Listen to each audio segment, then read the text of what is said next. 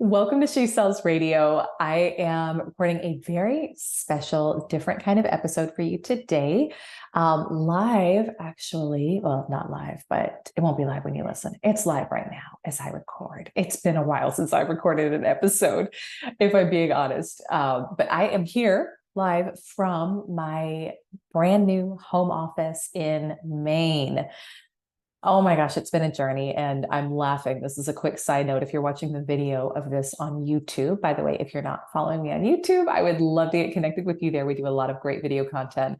But I have scratch marks on my chin. I look like I got in a fight with like a small bear. I just saw it when I came on the camera, and it's actually literally my 6-month-old and his like razor nails. He likes to grab my chin really aggressively after he. So quick side note, if you're watching, you're like, what happened to her chin? It probably looks bigger to me than it does to anybody else, but laughing about that. Okay, that has nothing to do with what I'm bringing you today, but it was just making me laugh. So it's always so fun to share the wins and when things line up and happen better than we could have expected in our businesses, our sales, and our lives. And that's not always how it goes. And even though I've had a lot of wins in my career, I've also had moments where I look back and I'm like, ooh, could have done that one differently. Didn't take my own advice with that. And that's exactly what I want to bring you today. And I'm going to be taking you into a conversation, a private conversation I had with my 10K Club group coaching clients a couple of months ago.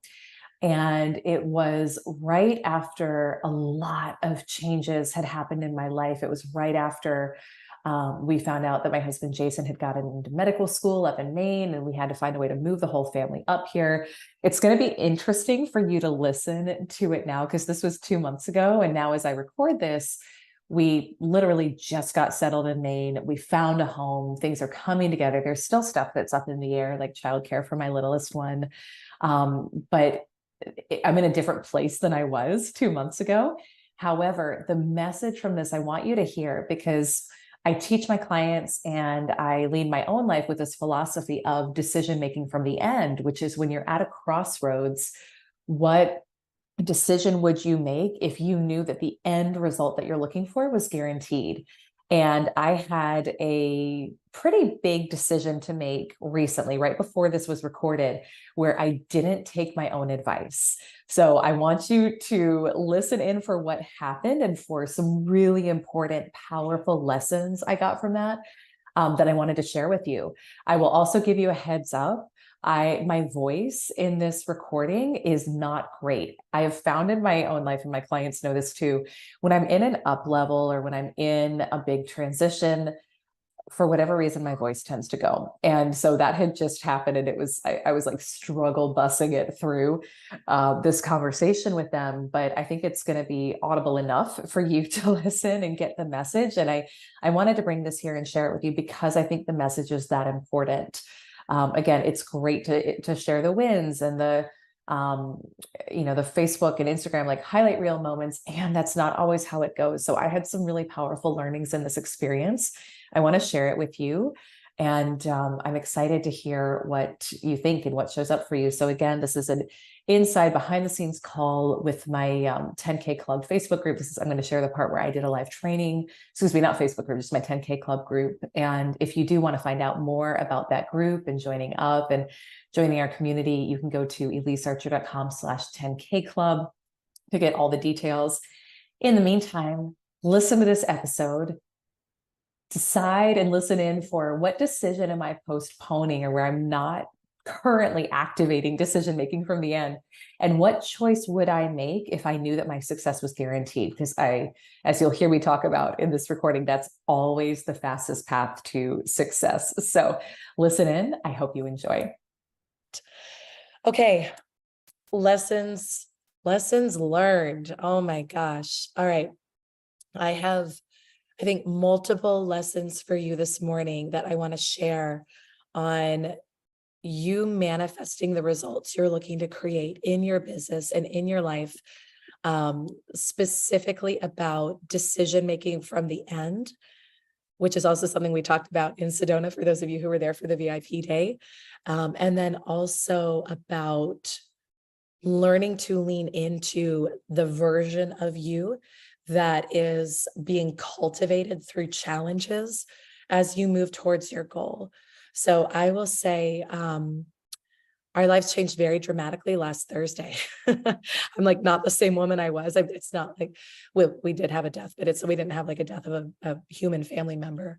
Um, so I'm not trying to make it sound more dramatic than it is, but I'll give a little bit of context and some of what I've been really learning. So I'm going to give some background. I think many of you know, like my husband Jason has been studying to go to medical school for a couple of years now. He started in his mid 30s. I actually, for those of you who have partners, you may relate to this. This was like years ago when he was still a respiratory therapist. And before I'd even launched the brand, She Sells, I had this vision for him. And I was like, you are like destined and designed to be an integrative medicine doctor. And have any of you ever had that thing where like you share that with your partner and they like don't hear it? And then like a year later, they're like, oh, I think I'm going to do this thing. Like, I feel super inspired about this. And you're like, oh, that's a great idea, honey. I really think that's like something you should pursue. So that's what happened. Like about a year after I mentioned it to him the first time, he was like, I just had this inspiration. I think I'm going to do this. And so he started pursuing this path. This was, I don't even know what year he started pursuing this. 2019, maybe 2020, he formally like started pursuing it, but was doing it like part-time while he was still working. And then for those of you who know some of my story, like I launched She Sells and started embodying a lot of the principles we teach here, and had, quite a quantum leap experience and was able to retire him from his work as a respiratory therapist. And he ended up like dadding full time and also studying for medical school. And we thought last year was going to be the year that he got in. So we thought this was going to be a shorter term thing. It has turned out to be. He ended up he like missed a deadline. Again, kind of doing this in his mid 30s. There was some stuff that looking back, we're like, oh, we could have approached that better. Missed a deadline, prolonged the whole thing by a year. But he knew all along that the school he wanted to get into was University of New England up in Maine. So a quick side note to this story, when you're applying to medical school, I don't know if anyone in here has ever gone down that path or people who have. They tell you like you've got to diversify and apply to as many as possible. And there's like 50 of these. It's called a DO, osteopathic doctor. There's like 50 of these across the country. He applied to, I think 5. He ended up reapplying this year, applied to like 5. UNE, the school he wanted to go to up in Maine, was one of them. All along the way, we had been embodying that he was already in. So this is like a key piece of you manifesting your next level goal. Like one time, I just remember one day I like felt inspired to buy us all swag from UNE. So I did that. So he's been like wearing the UNE sweatshirt for a couple of years now, honestly. We would take trips up to Portland, Maine to like be on campus. Actually, I had a photo memory pop up on my phone this week that was this time last year. We were up on campus in the energy of he had already been accepted, taking pictures, walking around campus, etc. So he reapplies this past summer. Fast forward this April, and he got a letter that he'd been waitlisted. So we got a letter that he'd been waitlisted at UNE, and then he also was waitlisted at a school in Oregon. And so our lease at our place, because in the whole process of the quantum leap, we sold our house. We were like, we're going to go live in a city we love for just a little bit between now and med school, thinking it would only be like a 9-month stint. Ended up being longer when it didn't happen last year. So we were leasing. And this was April of this year. He got the waitlist letter mid-April. And our lease expired end of May at the place we were in. And this was a really interesting time. And I'm going to share with you something I did that is actually like the opposite of what I would tell you to do now with a lot of hindsight. when he got the waitlist letter, we had 6 weeks left in our current place until we had to be somewhere else. If we did not, so this is where, again, it's like the part of me that gets to grow in her faith and got to grow in her faith went into a bit of fear. And I've always known, like, we will have the perfect situation for our family at the perfect time. I'm pretty risk tolerant. Like, it wasn't a huge deal of fear, I would say, but it was kind of one of those interesting scenarios where I was like, I need to know what's up for my babies. Like, I need to know what's up in terms of childcare. I need to have a good situation for them. And I was like, I can ride out the uncertainty for a bit here. And so I was like, let's, stay in faith. You want to get into UNE. I feel that. I support that. Like, let's wait and see if we get something in the next couple of weeks from them. That was my goal. I was like, if we can get an acceptance from them in the next couple of weeks, awesome. And we'll go ahead and do the move up there and all of that. Couple of weeks pass, no acceptance. He's seeing people from the group that he applied with. Like, he joined a Facebook group you can join for prospective students. He's seeing people get off the wait list, but he's not. And it was a really interesting time. And we reached a point in early May, so like, less than 2 months ago, where we were really at like a crossroads. And I had went ahead and applied for the boys to get into like this incredible school here in our local community where we've been living, that like I know people. Jack, our older son, had been going there part-time anyway. It's a really difficult school to get into. Like, we usually you're waitlisted for years to get in, but we had connections there. And I was like, I want to quote unquote be prepared, right? I want to be prepared for if this thing doesn't happen. Again, I'm like, I want to share with you what I would do differently next time from the learnings here. But so I'd applied for them to be in school because my mama heart was like, I want a good situation for our boys no matter what. And so early May, there was a day where Jason did this like really intense Joe Dispenza meditation.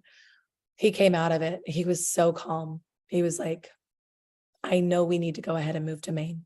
Like, I know it. I know we don't have the acceptance letter yet, but I know this is the right path for us. I was like, oh, that's okay. Like, that's interesting. I feel that. I hear that.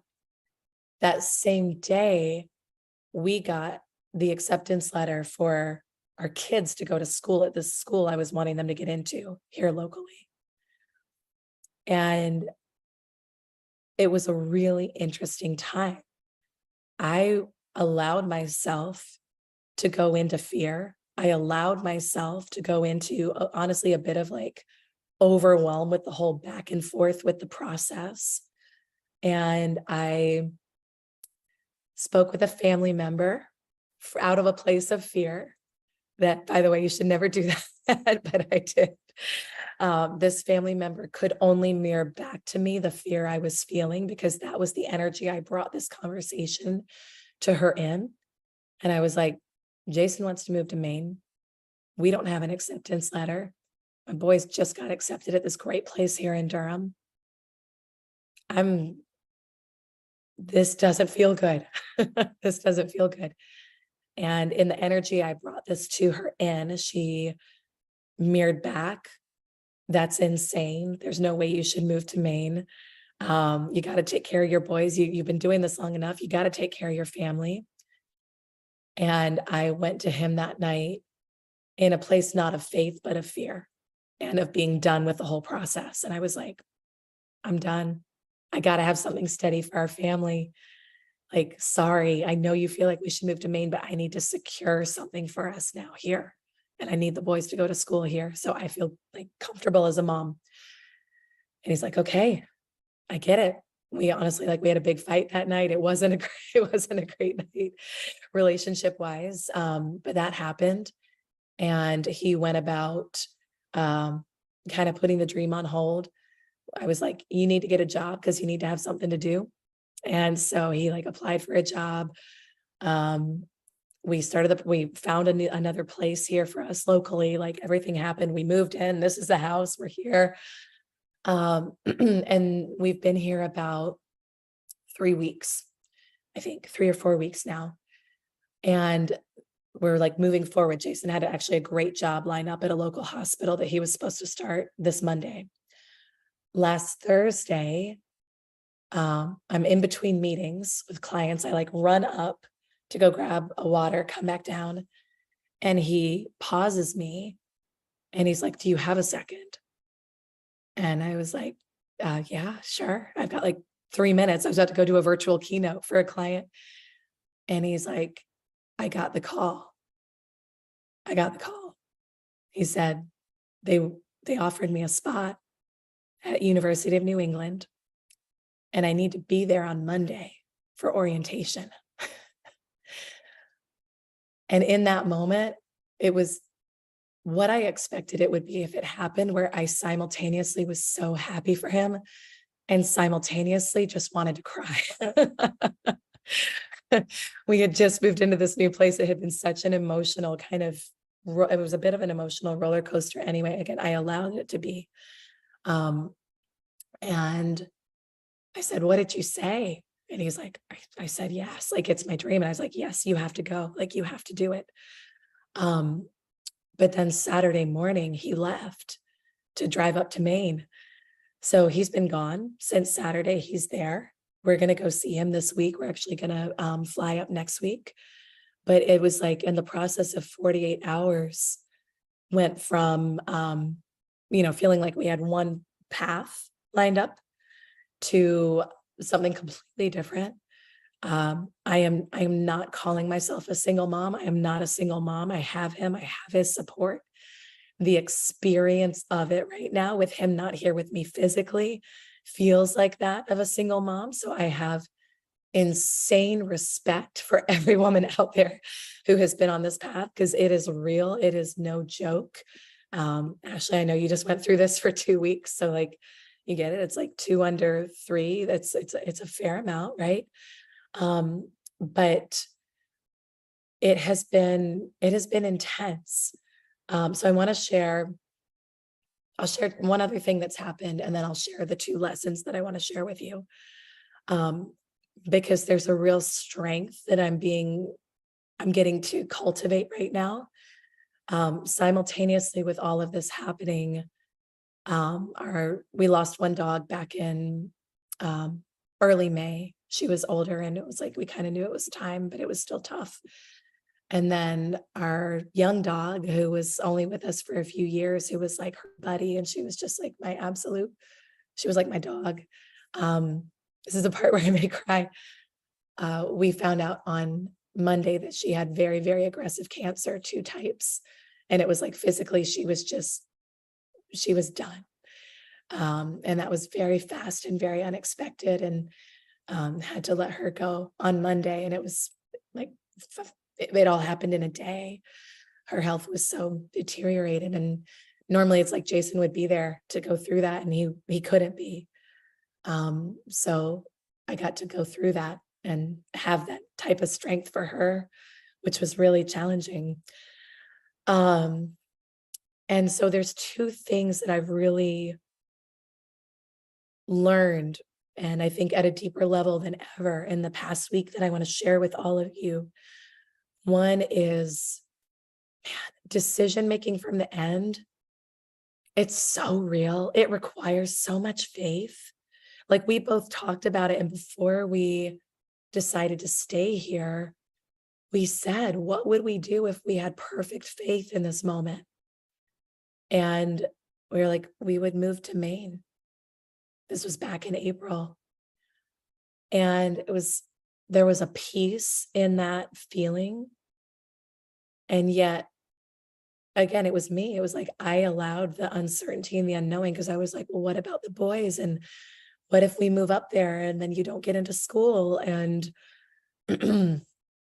we have to move again, and the boys have to start over completely new again.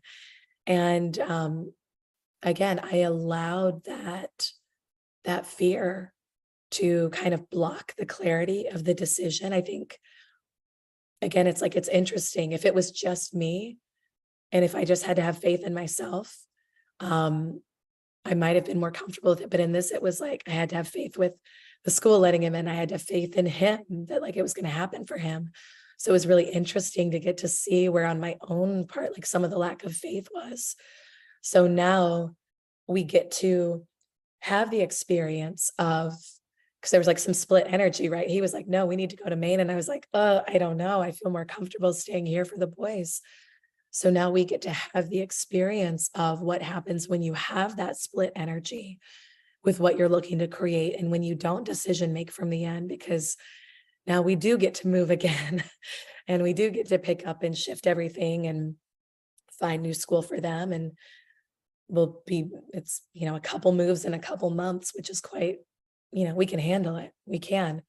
But it's a process, and I get to mom solo for a bit until we're all up there together. And it's just been a really beautiful reminder of, I do believe everything's always working out for me. I believe we will find the perfect living situation again. I believe we will find the perfect school for the kids and for the boys.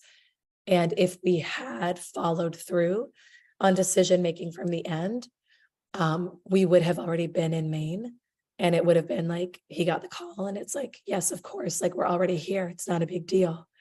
It would have been a different experience of this. So this has been a really beautiful growth experience. So for any of you today who want some coaching on what would decision making from the end look like for you, again, I know we talked about that in Sedona. There's a difference in thinking of the end versus thinking from the end. And most of us goal set and make decisions thinking of the end, which is like, when I am there, then I will do that. But we feel distance and separation from it, which actually continues to kind of push back what we're looking to create. When we decision make from the end, we say, now that this is done, how am I feeling? What am I doing? How am I acting? And how am I thinking? It feels slight, but it's huge. It's everything. And that is how we collapse time and space.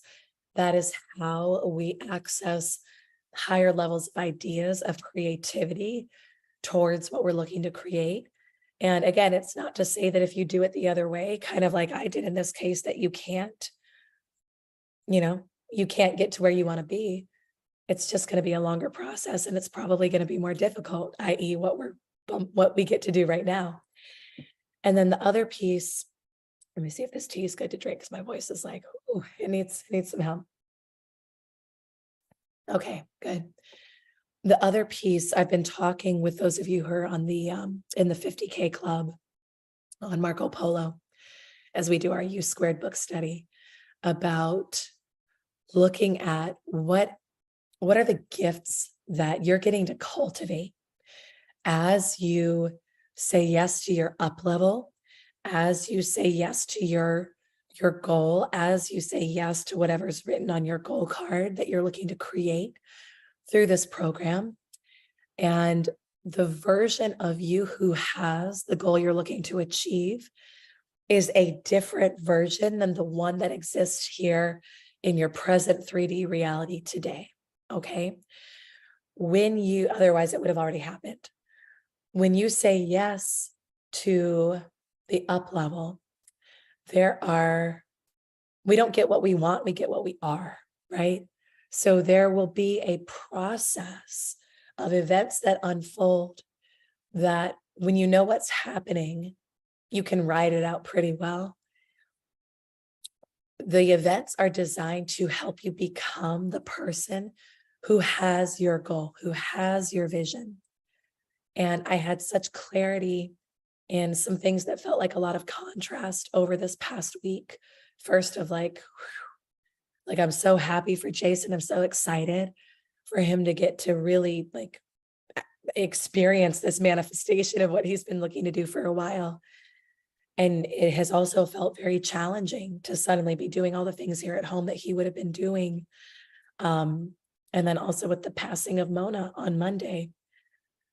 But it was like, I get to be so strong right now. And like any part of me that wanted to be a victim, any part of me that wanted to be disempowered, any part of me that wanted to sit back and not be proactive in anything I'm going for. Like, she doesn't get to play here anymore.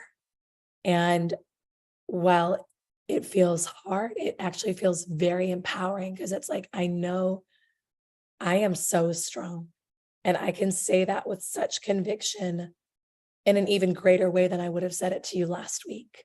Because I've been through some stuff where I have learned and seen the strength that was laying kind of dormant within me.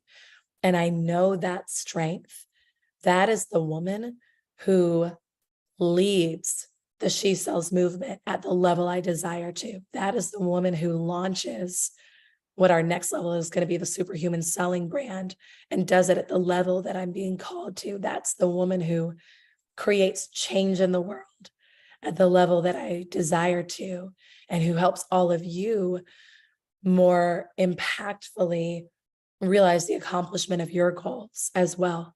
So whatever the contrast is, whatever the challenge is, whatever the hardships are, you get to ask, what quality or qualities are being cultivated in me right now that if this went on for any period of time, I would need to really master in order to make it through this? Because that's the actual gift, is who you come out as on the other side. So I'm knowing that at a deeper level than I've known that before. And I was excited to come on this call and share this with all of you, because I know each of you is going for something next level in your life right now. And when we do that, the only way we don't experience contrast, the only way we don't experience challenges is if we are willing to remain stagnant. There's not a one of you in this group who's here to remain stagnant, right? Like, I know your goals, I know your visions, I know what you're looking to create. So I want you to take this to heart and take this to mind. I'm here with you. I'm in it with you in my own way, in a different way, but I'm always going to bring and share with you what I'm learning, both as I'm like, yeah, like I did that and that happened better than I could have imagined. And I want to share that with you. And like, oh, I did that. I would do it differently next time. Let me share with you what I learned there so that you can have a more powerful experience for yourself.